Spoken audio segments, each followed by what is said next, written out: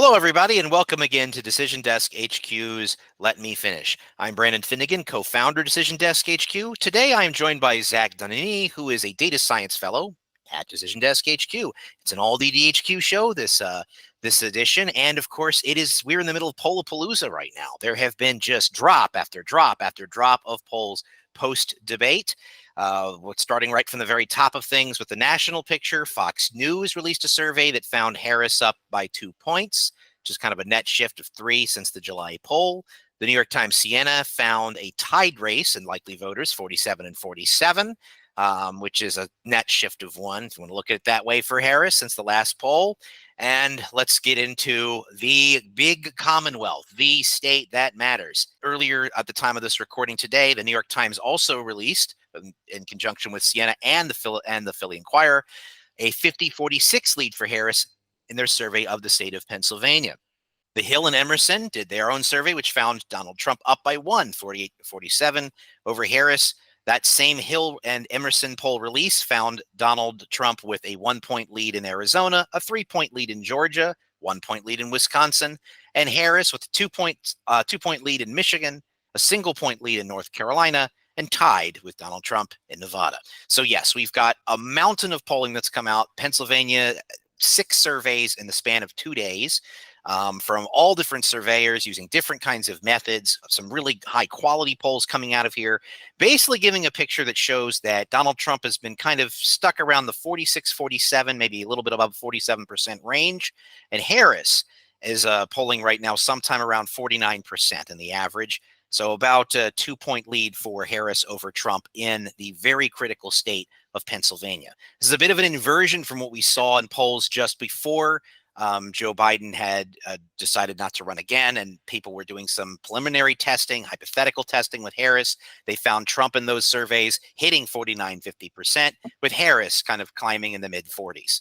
So it's kind of inverted just a little bit, but still extraordinarily tight. When you look at the wider national picture, you're seeing Donald Trump with negligible leads in Georgia and North Carolina, trading leads with Harris in Nevada, maybe negligible lead in Arizona.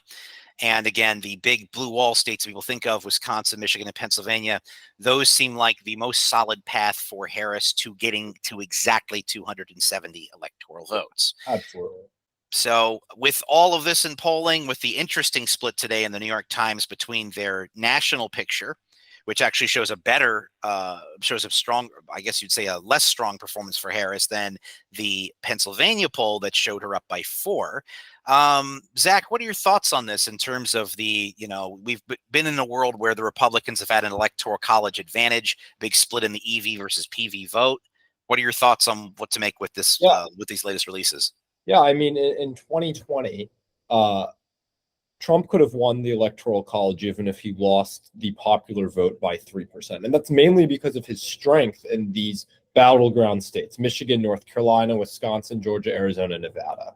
And the polling so far this cycle in 2024 has just not shown that same implied pro-GOP Electoral College bias. And specifically, you can compare fundamental expectations in states based on the national poll and past election results to the polling results. And if you look at it, Harris is overperforming fundamentals in polling in Wisconsin by 3, in Pennsylvania by 2, in North Carolina by 3, in Michigan by 1. So as you said, it's specifically the Pennsylvania, Wisconsin, and Michigan where she's polling well. And specifically, that poll today from Philadelphia Inquirer, New York Times, Siena had Harris +4 in Pennsylvania and Trump +0 nationally, basically, which would imply that Pennsylvania is 4 points to the left of the nation as a whole. Just 4 years ago, Pennsylvania was a couple points to the right. So the question is, how much do we buy into that? And also, I mean, if Harris is gaining in these battleground states in Pennsylvania and Wisconsin, but not nationally, she has to be losing somewhere. And I think that's where we can look at, I think we had a recent poll that had Harris just up 13 in New York, which is far worse, which would answer the question about where she could be losing support. Yeah, so the large blue states, Illinois, California, New York, those 3 states contributed considerably to the popular vote gap so to speak, that we saw in 2016, 2020, where Hillary Clinton and Joe Biden had a considerable popular vote victory.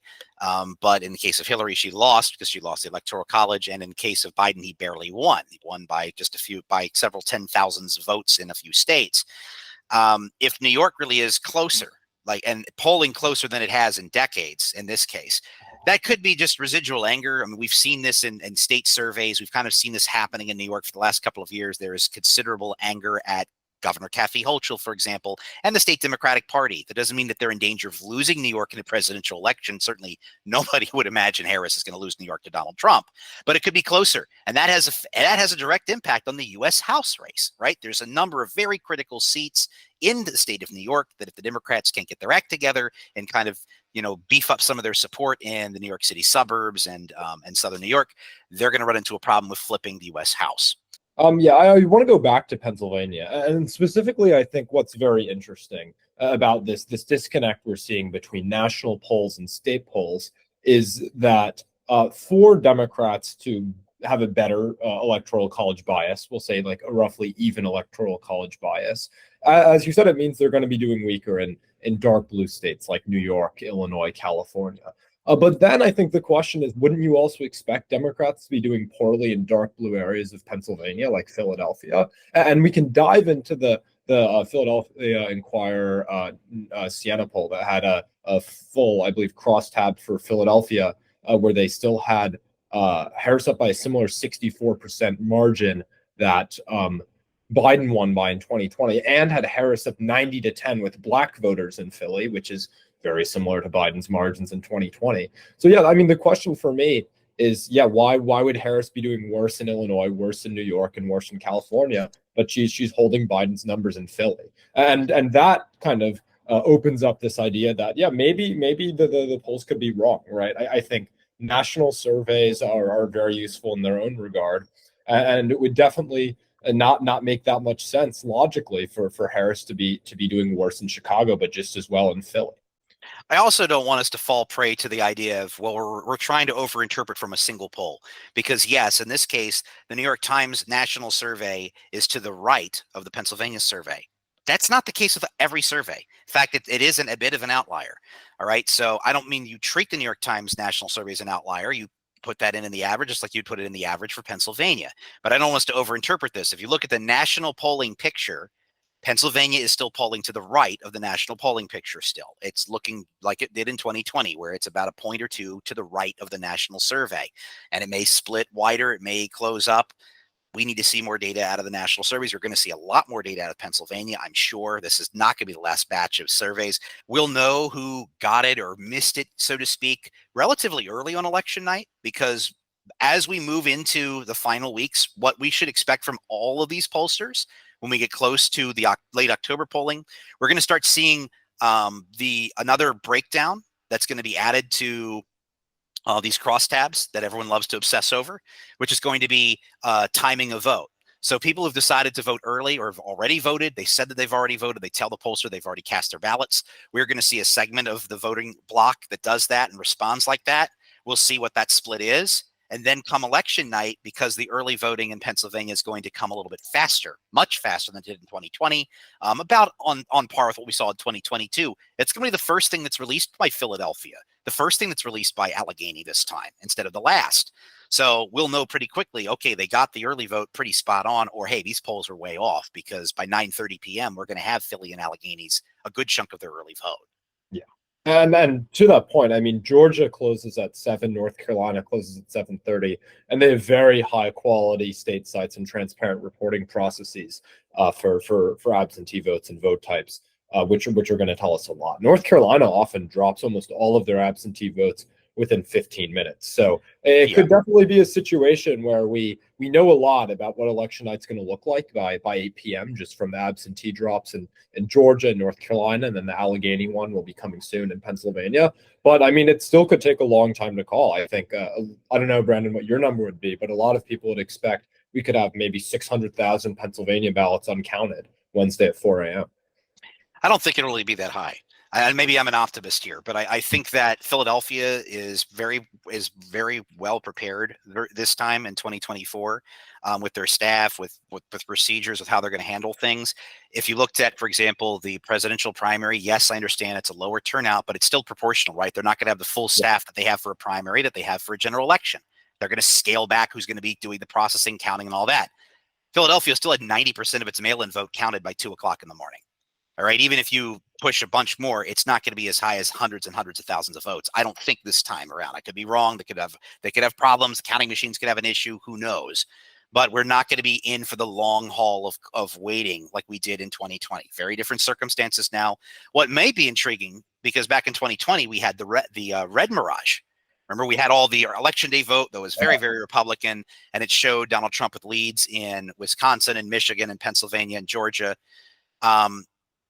This time around, we may see the opposite because, again, early voting is going to be counted and processed first, it looks like, in the state of Georgia, in the state of North Carolina, in Michigan, in Pennsylvania, and Wisconsin, with some exceptions, regional exceptions here and there. You may see the opposite effect where Harris is winning a lot of these states, but as the night progresses and the election day vote is counted, things take a turn. Yeah, exactly. Or they don't. We really don't know. We've got about less than 7 weeks to find out. So with that all said, Zach, any final thoughts for what we're seeing here with the polls?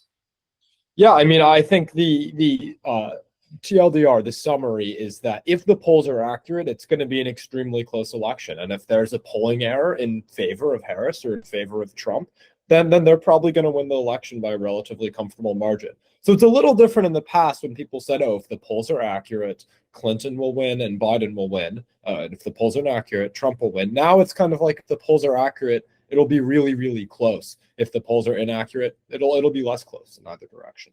I couldn't agree more. So with that said, we're going to wrap things up for this edition. I do want to remind everyone, of course, like and subscribe. We're going to have videos all the way through the election season. And Decision Desk HQ is your one-stop source for pretty much everything you need. We have analysis about the elections and different goings on. We, of course, provide live election night results, and we will be doing so again in November. We will have a live show here on our YouTube channel during the election, bringing in all the latest information, statistics, maybe even a peek inside on how things kind of operate.